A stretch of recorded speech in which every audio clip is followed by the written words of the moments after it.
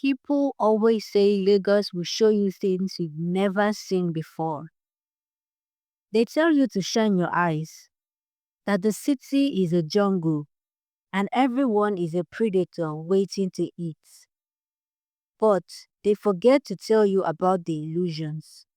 The beautiful, perfect mirages that look like water in a desert but turn out to be sand in your teeth.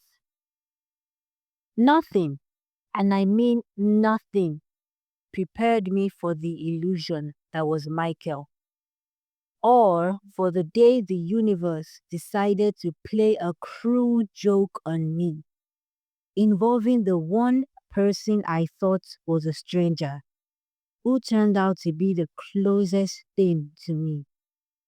My boyfriend was dating my sister. And the funniest, most twisted parts of this entire Nollywood script of a life, he had absolutely no idea we were related. Let me introduce myself. I am Tenny. Like most women in their late 20s navigating the Lagos dating scene, I was tired. My love life was a series of unfortunate events. I had dated the I'm just focusing on my music guy, the my mother chooses my wife guy, and the dreaded married but available guy. I was ready to give up. I was ready to buy a dog, focus on my career, and become the rich auntie who travels to Dubai twice a year. Then there was the tech summit in Victoria Island. It was a Tuesday. I remember because I was wearing heels that were killing me and I was juggling three heavy folders and a laptop bag. I reached for the heavy glass door, bracing myself for the struggle when a hand appeared. After you, he said. His voice was deep and sexy, the kind of voice that sounds like safety. I looked up and my heart just went bim. Tall, dark skin that looked like it drank water and minded its business, a beard groomed by the gods themselves. This was Michael.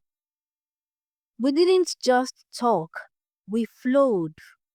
He wasn't trying to impress me with his car keys or his connections. He asked about my work. He listened. By the end of the week, we were inseparable. He was financially stable, emotionally attentive, and soft spoken. The kind of man your friends warn you doesn't exist in Lagos anymore. For 3 months, I lived in a bubble. Everything felt right, warm, easy. You know that feeling when you stop holding your breath? When you realize you don't have to perform to be loved? That was us. He called me sunshine. He texted me in the middle of the day just to say, I hope the stress isn't too much. He sent food when I was busy. I started planning the future in my head. A wedding in December, maybe a small house on the island. I thought love had finally chosen me. I thought I had won the lottery. But life, life has a wicked sense of humor. It waits until you're comfortable, until you've put your feet up, before it pulls the rug out from under you.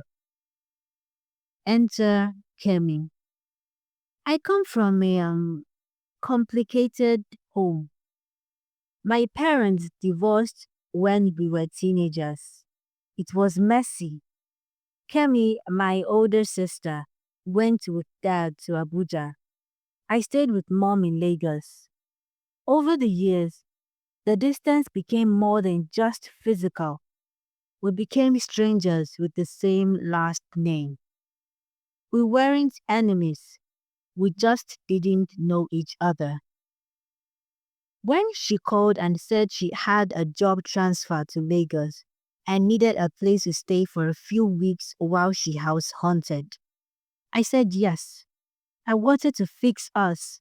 I wanted a sister. But the first night was awkward. Small talk. How is work? How is dad? We were tiptoeing around each other. It was the second night. The air conditioner was humming. The city was quiet. We were finally relaxing, maybe even starting to bond. Then my phone rang. It was Michael. I smiled. My body did that little happy dance it always did when he called. I stepped towards the balcony door, sliding it open to take the call. Hey, baby, I said, answering. But just as I spoke, a sound came from inside the living room behind me. Kemi's phone started ringing loudly.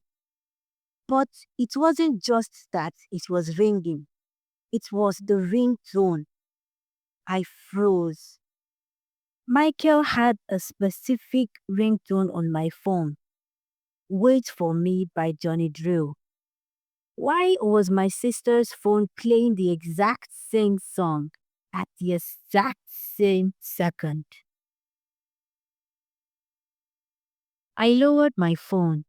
I didn't hang up, but I lowered it. Kemi looked at the screen, smiling the same way I had just smiled. Hold on, let me take this, she said to me. I walked back into the room. My legs felt heavy. Let me see that, I whispered. Kemi frowned, pausing her hand over the answer button. What? Who is calling you? I asked, my voice trembling. There he was, smiling, in that blue vintage shirt I told him looked good on him. Saved as my king. My brain stopped working. It was a glitch in the matrix. Why? I said, choking on air. Why does your phone have a picture of my boyfriend? Kemi laughed, nervous and confused. Your boyfriend? Tenny, this is Michael. My boyfriend, as in tall, brown-skinned tech bro with the beard. I held up my phone. The screen was still counting seconds on the call. Michael, I said into the speaker. From Kemi's phone, we heard his voice echo through the room. Hello? Henny? Why are you quiet? Hello? We stood there staring at each other. The silence was louder than the generator outside. Then she whispered the sentence that made my knees go weak.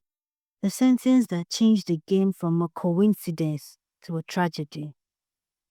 Tanny, I've been dating him for 6 months. 6 months. Michael and I had only been together for 3, which meant he wasn't cheating on me with her. He was cheating on her with me. He was hers first. The crying happened for the first 10 minutes. But after the tears dried up, the confusion set in. How? How does one man date 2 sisters in the same city and not know?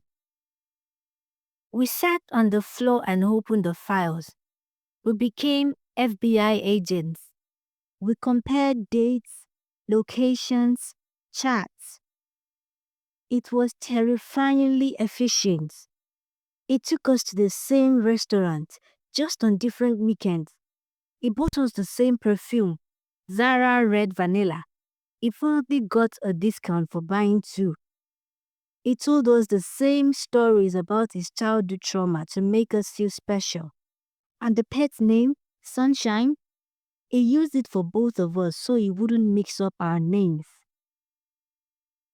Wait, Kemi said, pointing at a date in March. He told me he traveled to Abuja for a conference here.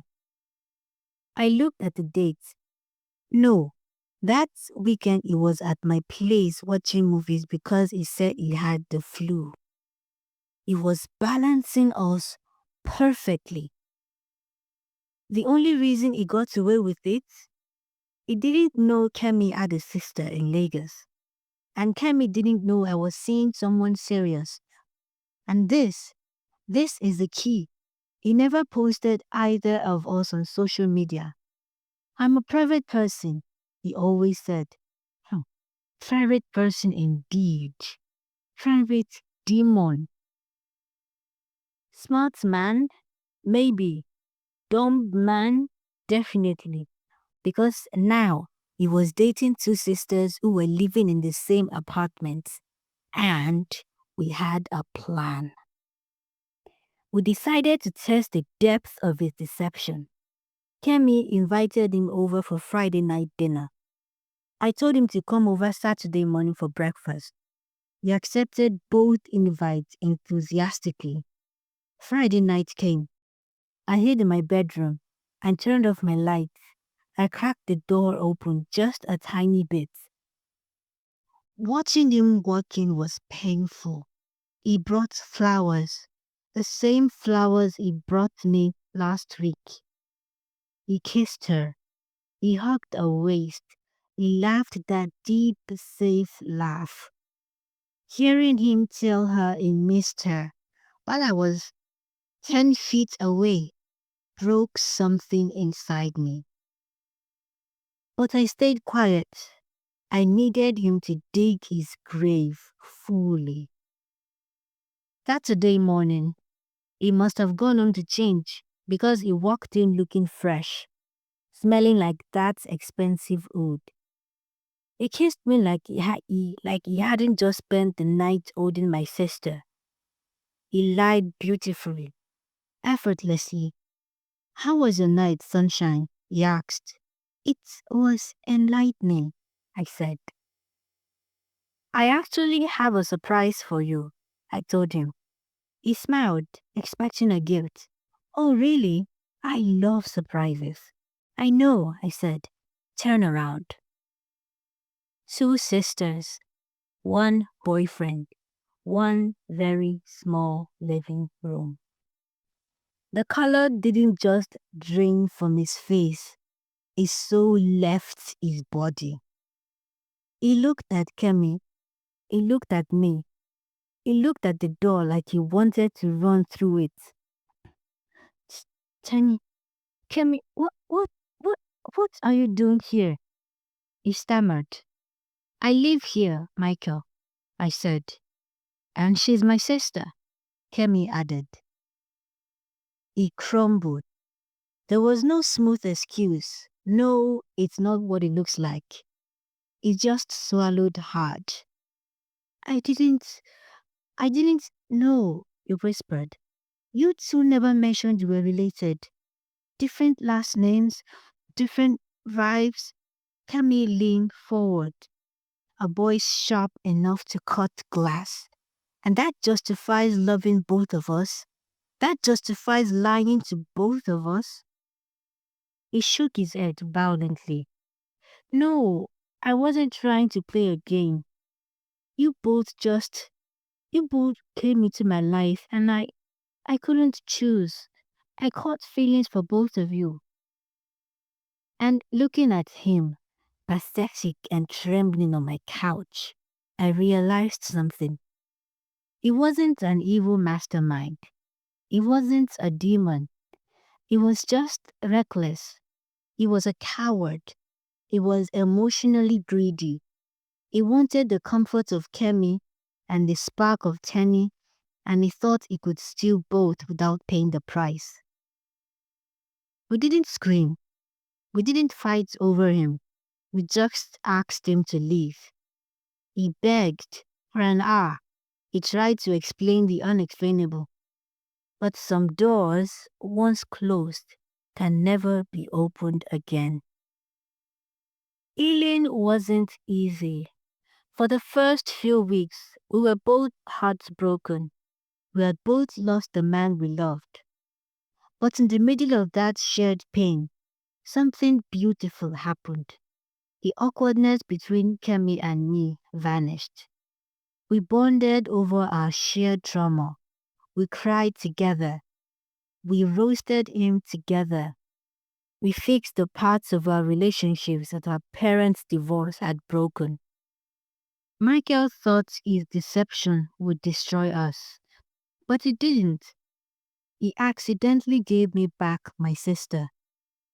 Sometimes, love isn't a gift. Sometimes, it's a harsh lesson. And this one taught me something simple. Lagos will show you Pepe. But if you have the right person standing next to you, even if it's just your sister, you can handle the heat. And as for Michael, well, let's just say Lagos is a small place. And now he has two women warning every girl in Victoria Island to stay away from the tall man with the beard and the sunshine nickname.